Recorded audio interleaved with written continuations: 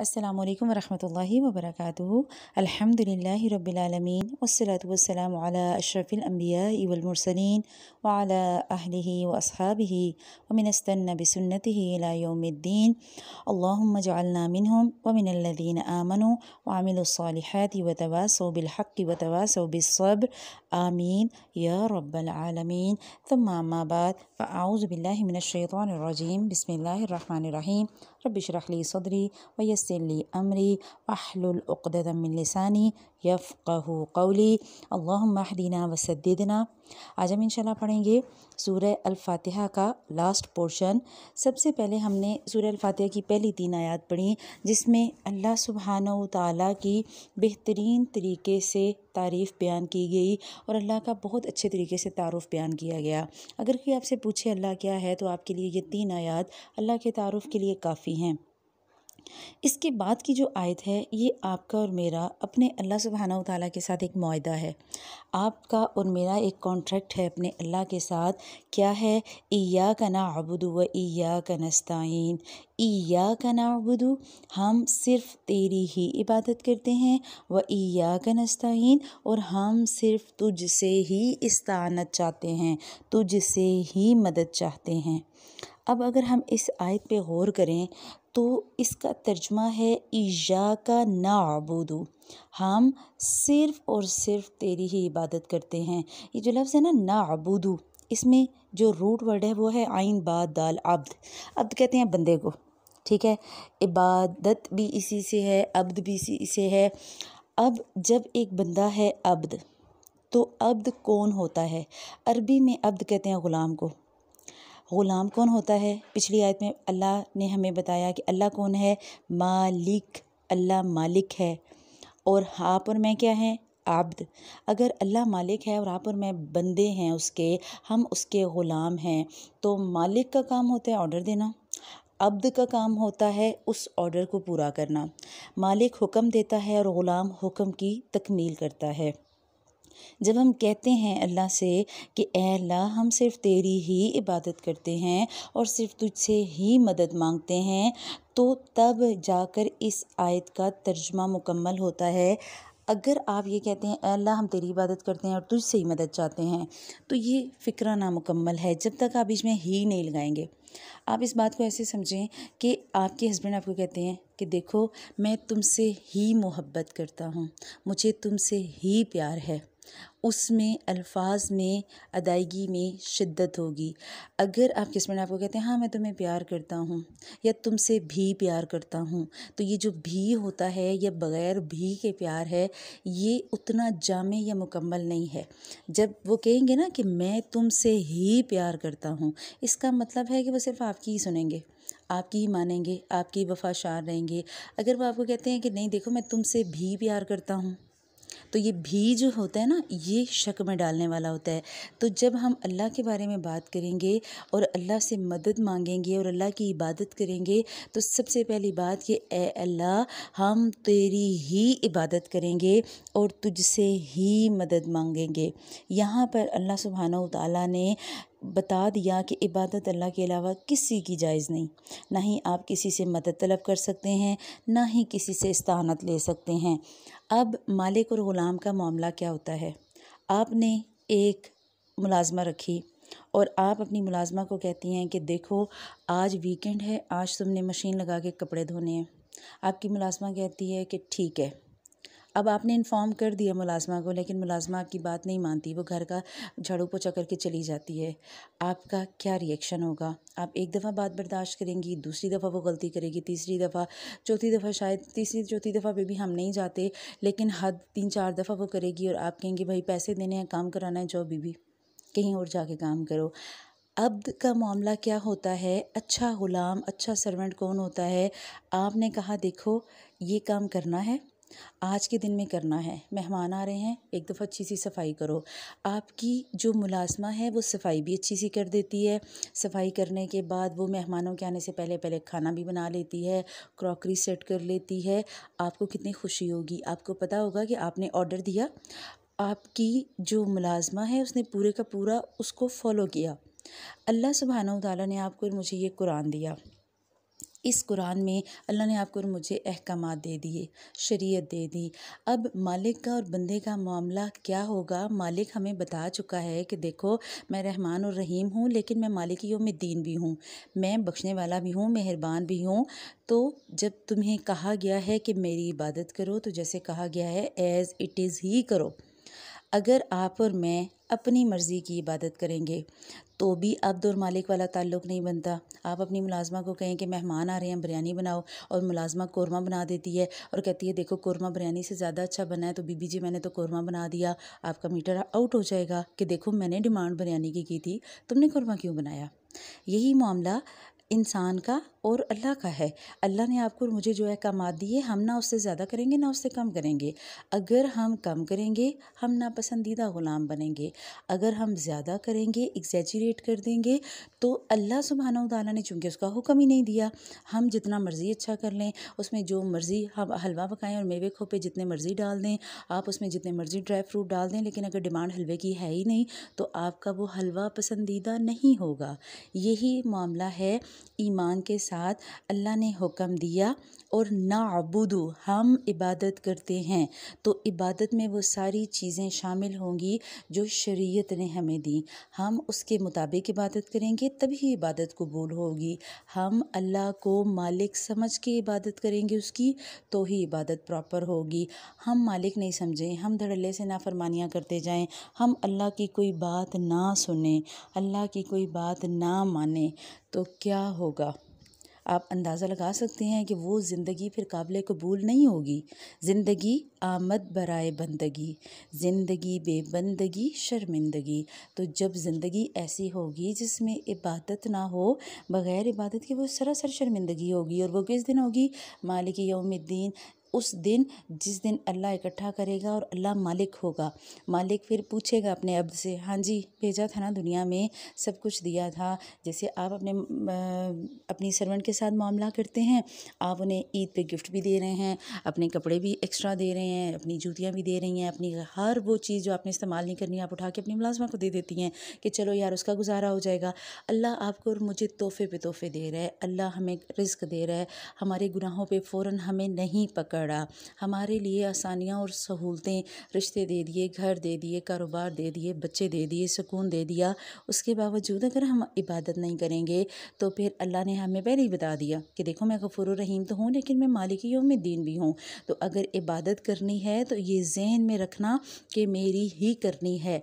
इसीलिए ये कॉन्ट्रैक्ट की बात दरमियान में आई। अगली 3 आयत जो हैं वो उस बंदे की दुआ है अल्लाह से, लेकिन ये जो दरमियान की एक आयत है ये अल्लाह से मुआहदा है कि ए अल्लाह मैं सिर्फ़ खालिसतन तेरी ही इबादत करूँगी और तुझसे ही इस्तानत चाहूँगी।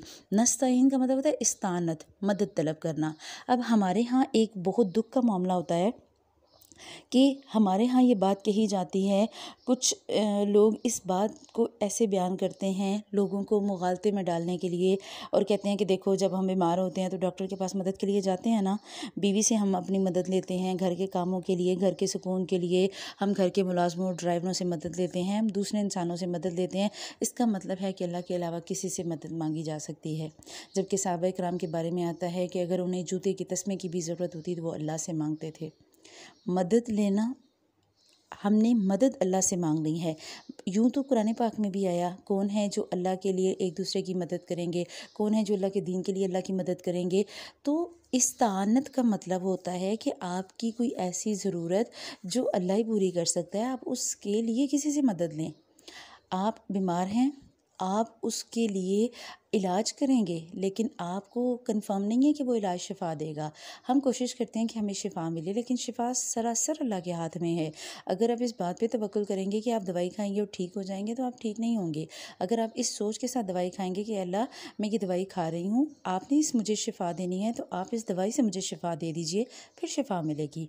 आप अगर एक औरत है, उसको प्रॉब्लम है इनफर्टिलिटी का, बांझ है, बच्चे नहीं हो रहे, स्पर्म्स का इशू है, यूट्रस का इशू है, कोई भी मसला हो सकता है, अगर वो इस नीयत से इलाज करवाते हैं कि इलाज सुन्नत है, हम इलाज करवाएंगे तो इंशाल्लाह अल्लाह शिफ़ा देगा, ज़रूर शिफ़ा मिलेगी। हमने इस कंसेप्ट को बहुत अपने माइंड में ना घुमा फिरा लिया है। तो अल्लाह सुब्हानहू व तआला ने हमें बताया कि देखो मदद नहीं करनी है, अल्लाह ना दे तो कोई दे सकता है।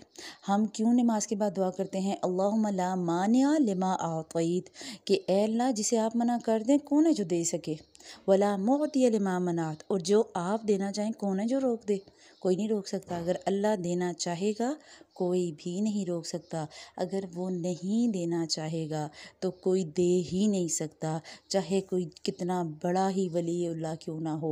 अल्लाह के हाथ में है औलाद, अल्लाह के हाथ में है रिज़्क, अल्लाह के हाथ में है इंसान की ज़िंदगी, और अल्लाह के हाथ में है मौत। अगली आयत है इहदिनस सिरातल मुस्तकीम, हिदायत दे हमें सीधे रास्ते की। अब हम मांग रहे हैं अल्लाह से दुआ। अब अगली 3 आयत में अल्लाह की बंदे की अल्लाह से दुआ शुरू हो गई। पहली दुआ का हिस्सा है इहदिनस सिरातल मुस्तकीम, ए अल्लाह हमें हिदायत दे। ये जो लफ्ज़ है ना इहदिना, हिदायत दे, खुदा हिदायत, ए अल्लाह तू हमें हिदायत दे। कहाँ? सिरातल मुस्तकीम, सीधा रास्ते की तरफ। अब कैसे पता चले सीधा रास्ता क्या है? आप जो काम कर रही होंगी आप समझती होंगी कि यही शायद सीधा रास्ता है। हम में से हर इंसान यही समझता है कि मैं ठीक हूँ, हम में से हर फ़िरका ये समझता है कि हम जन्नती और बाकी सारे जहन्नमी। हम अपने आप को मोमिन समझते हैं, हम सुन्नत पे चलने वाले भी अपने आप को मोमिन समझते हैं, बिदात पे चलने वाले भी अपने आप को मोमिन समझते हैं। हम अल्लाह के नबी की मानने वाले जो लोग हैं वो भी अपने आप को मोमिन कहते हैं, और जो अल्लाह की नहीं मानते, अल्लाह के नबी की नहीं मानते, वो भी अपने आप को मोमिन कहते हैं। तो कैसे पता लगेगा कि सिराते मुस्तकीम क्या है? तो अल्लाह के नबी सल्लल्लाहु अलैहि वसल्लम की जामिया तिरमिज़ी में एक हदीस आती है। आप सल्लल्लाहु अलैहि वसल्लम हदीस कुदसी बयान करते हैं, यानी कि अल्लाह की बात है अल्लाह के नबी के की ज़ुबान से।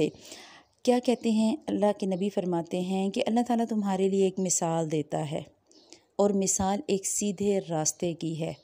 रास्ता कैसा? जिसके दोनों तरफ दीवारें हैं और दीवारों में दरवाजे हैं। अब समझते जाएं, सीधा रास्ता है, दोनों साइडों पे दीवारें हैं, दीवारों में दरवाजे बने हुए हैं, और दीवारों पर पर्दे, दरवाज़ों के आगे पर्दे लगे हैं, और एक आवाज़ देने वाला सामने खड़े होकर आवाज़ लगा रहा है आपके सीधे रास्ते की तरफ, आ जाओ, आओ मेरी तरफ, आ जाओ, इसी रास्ते पे आओ तो तुम कामयाब होगे।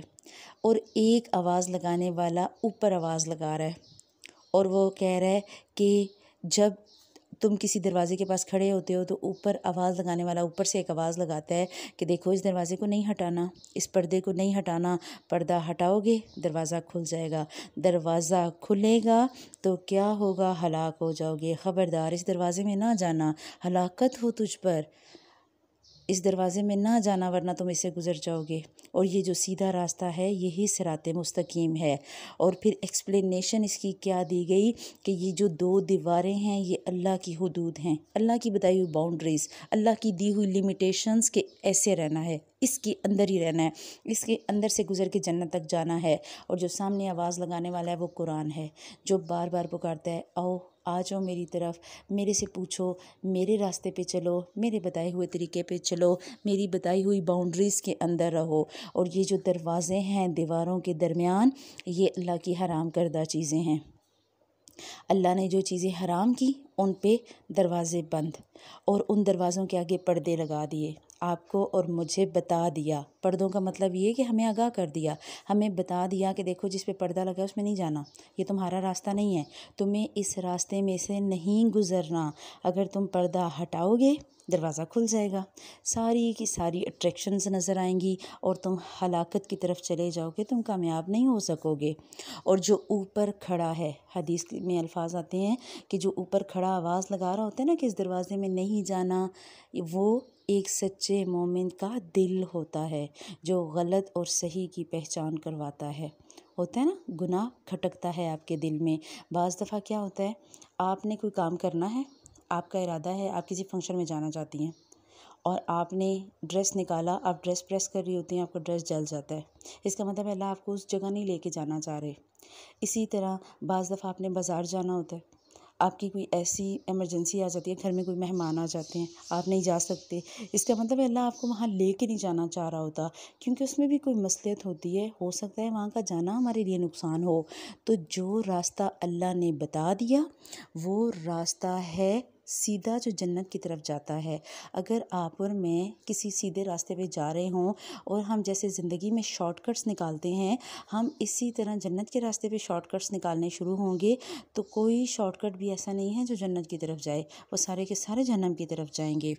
इसी तरह अल्लाह के नबी सल्लल्लाहु अलैहि वसल्लम से एक और हदीस आती है कि एक दफ़ा एक सहाबी फ़ौत हो गए और दूसरे सहाबी उनके लिए कब्र खोद रहे, उनके जनाजे की तैयारी की जा रही थी। तो अल्लाह के नबी सल्लल्लाहु अलैहि वसल्लम ने एक टहनी ली और ज़मीन पे ना एक सीधी लाइन खींची और उसके इर्द गिर्द छोटी छोटी लाइनें खींची और बताया कि देखो ये जो सीधा रास्ता है ये सिराते मुस्तकीम है। इर्द गिर्द के जो रास्ते हैं ये शैतान के बहकाने के लिए हैं, तो तुम इस सीधे रास्ते पे चलो ताकि तुम जन्नत तक पहुँचो।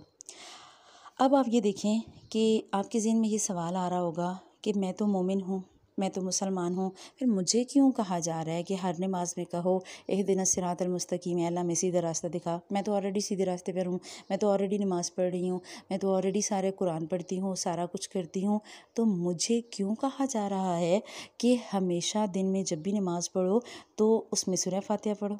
आपके ज़हन में ये क्वेश्चन आ रहा होगा ना कि एक बंदा जो ईमान पे है, जो अल्लाह के दीन पे, जो रोज़ कुरान भी पढ़ता है, तस्बीहात भी करता है, नमाज़ें भी पढ़ता है, उसे रोज़ हिदायत की क्या ज़रूरत है, उसे रोज़ सिरात मुस्तकीम की क्या ज़रूरत है।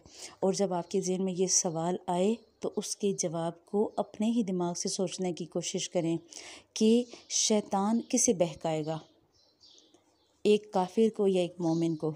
काफिर तो पहले ही जहन्नमी, मुशरिक तो पहले ही जहन्नम में जाएगा। शैतान को पता है वो मेरे साथी हैं, वो जहन्नम में ही जाएंगे।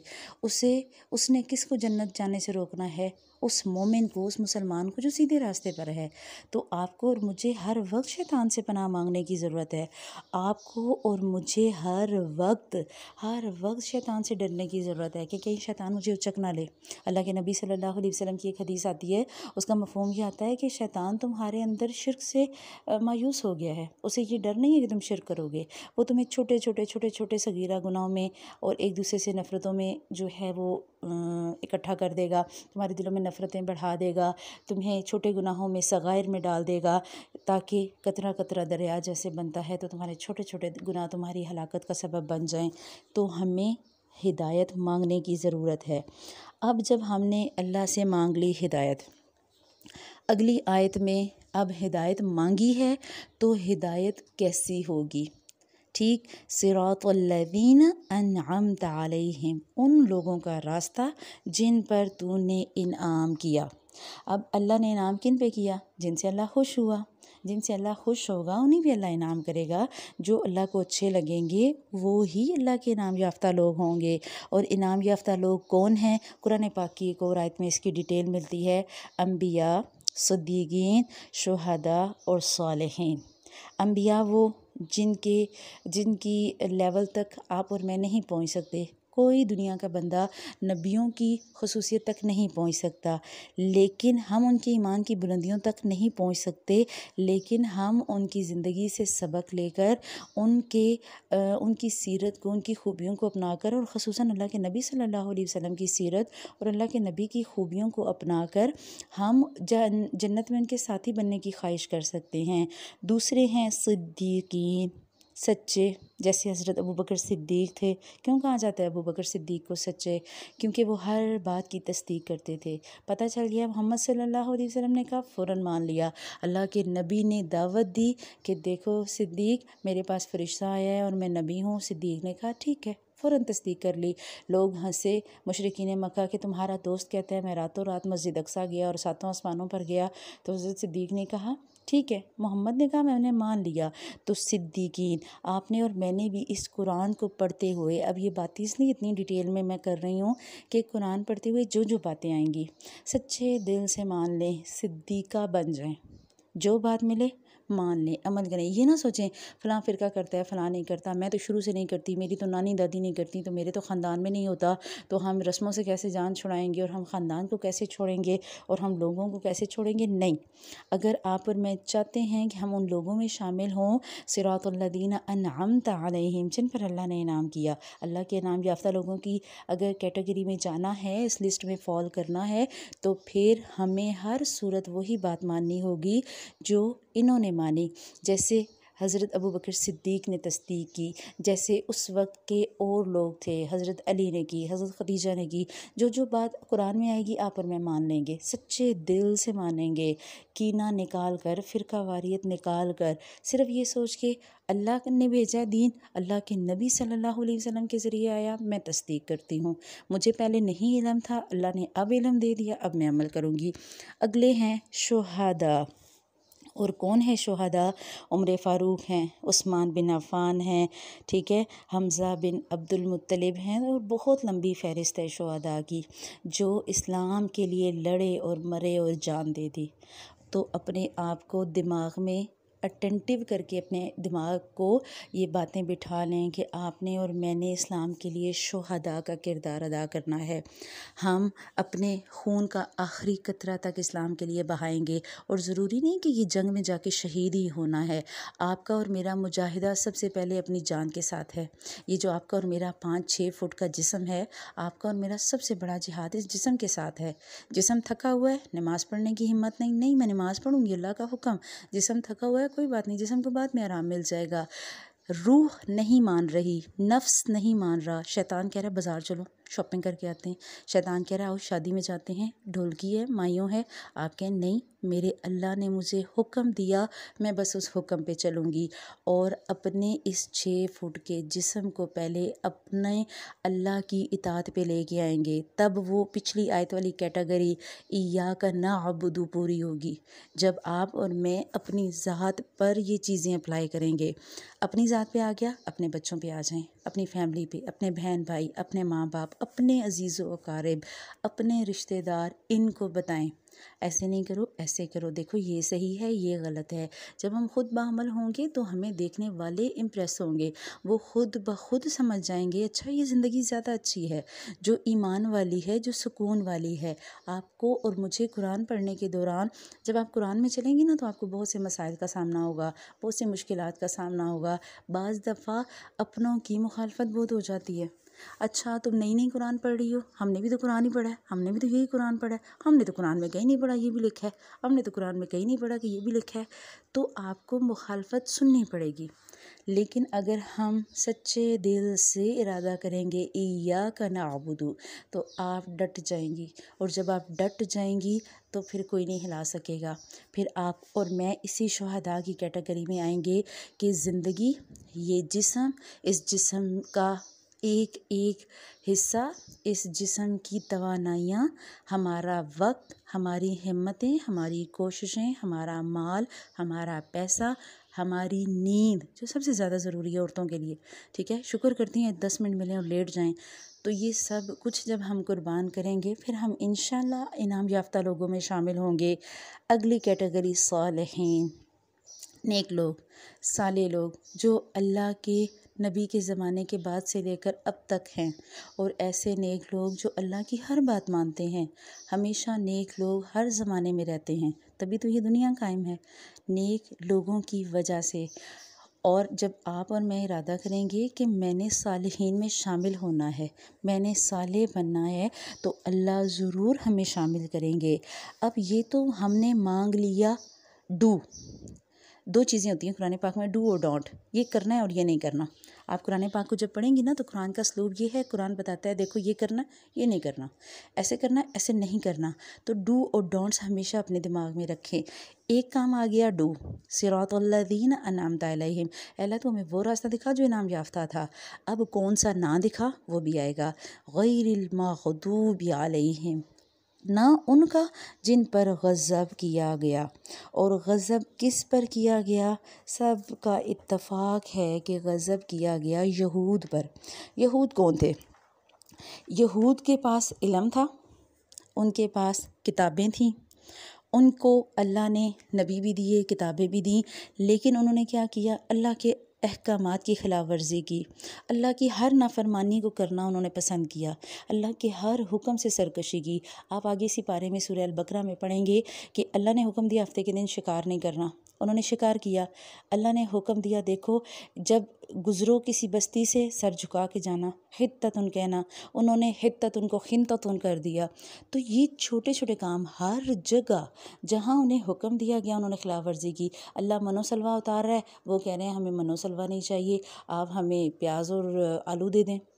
तो हमेशा जो अम्बिया ने कहा, जो अल्लाह ने कहा, उन्होंने उसकी इताअत नहीं की, उन्होंने खिलाफ वर्जी की और इस हद तक सरकशी की कि उसी सरकशी में वो अम्बिया को कत्ल भी करने लग पड़े। तो ये थे यहूद। तो अल्लाह हमें इनके रास्ते पर ना चला वला दौलीन, और ना भटके हुए लोगों पर, गुमराहों पर। और गुमराह कौन थे? गुमराह थे नसारा। अल्लाह ने उन्हें भी किताबें दी, उनमें भी नबी भेजे, लेकिन नसारा ने क्या किया? नबियों को नबी नहीं माना, नबियों को खुदा बना दिया। या उन्होंने कहा ये गॉड हैं, या उन्होंने कहा वन विद गॉड, या तो खुदा है या खुदा के साथ सालिस बना दिए। अल्लाह ने कहा कि देखो एतदाल में रहो। एक यहूद थे जो हद से पीछे रह गए, जिन्होंने अहकामात माने ही नहीं, और दूसरे नसारा जो हद से ही बढ़ गए। ठीक है, एक ने सिरात पे चलना कम कर दिया, दूसरे ने ज़्यादा कर दिया। तो सिरात मुस्तकीम क्या है? हमने इन दोनों तरीक़ों से बचना है। अब किस तरीके पे चलना है? जो सिरात मुस्तकीम हो, जो सीधा हो, जो दुनिया और आखिरत की कामयाबी का ज़रिया हो। इसके बाद जब मुकम्मल हो जाती है सूरह अल-फातिहा, ये दुआ की मोमिन ने कि ए अल्लाह तू मुझे हिदायत दे, सीधा रास्ता दिखा इनाम याफ्ता लोगों का, और उन पे ना चला जो गुस्से वाले थे, जो तेरे गुस्से का शिकार हुए या जो गुमराह हुए। इसके बाद आ गया जवाब दुआ। सूरह अल-बकरा से लेकर सूरह नास तक सारा जवाब दुआ है। इस पूरे कुरान को हमने जब पढ़ना है तो दो वे से पढ़ना है। एक हमने लेनी है वो बातें जो हमने करनी है, और दूसरी हमने वो बातें लेनी है कि जो नहीं करनी। हम पूरा कुरान जब पढ़ेंगे तो अल्लाह ताला आपको और मुझे बहुत क्लियर बताएंगे कि देखो इनाम वालों का रास्ता ये है, पढ़ो ज़रा कौन कौन से थे इनाम याफ्ता लोग, पढ़ो मोमिन क्या करते हैं, पढ़ो मुत्तकीन की सिफ़ात क्या हैं, पढ़ो अंसार ने क्या किया, पढ़ो इनाम किन पे हुआ, पढ़ो मुहाजिरीन ने क्या क्या किया, और फिर हमें बताया जाएगा कि पढ़ो मग़दूब कौन हैं, यहूद व नसारा की खसलतें क्या क्या थी, उनकी कैरेक्टरिस्टिक्स क्या क्या थी। तुमने वैसा नहीं बनना, तुमने नहीं बनना ऐसा, तुमने उनकी मुखालफत करनी है। और ये जो ख़ुसूसन यहूद है ना, यहूद का जब आप ज़िक्र पढ़ेंगे पूरे कुरान में, अल्लाह के नबी सल्लल्लाहु अलैहि वसल्लम ने यहूद की हद दर्जे मुखालफत की। अल्लाह के नबी सल्लल्लाहु अलैहि वसल्लम ने मुसलमानों को हमेशा कहा कि इनके तरीके पे ना चलो, बल्कि इनकी मुखालफत करो। यहूद दाढ़ियों को नहीं रंगते थे, यहूद जो थे ना वो दाढ़ियों के बाल और सर के बाल सफ़ेद रखते थे। अल्लाह के नबी ने कहा तुम मेहंदी लगाओ, तुम रंगो, ताकि यहूद की मुखालफत हो। इसी तरह यहूद, अल्लाह के नबी सल्लल्लाहु अलैहि वसल्लम जब मदीना आए तो 10 मुहर्रम का रोज़ा रखते थे यहूद। आप सल्लल्लाहु अलैहि वसल्लम ने पूछा कि तुम ये रोज़ा क्यों रखते हो? तो उन्होंने बताया कि मूसा को इस दिन अल्लाह ने फ़िरौन से निजात दी थी, हम इस खुशी में रोज़ा रखते हैं। तो आप सल्लल्लाहु अलैहि वसल्लम ने फरमाया कि मूसा पर हमारा हक़ ज़्यादा है, हम भी रखेंगे।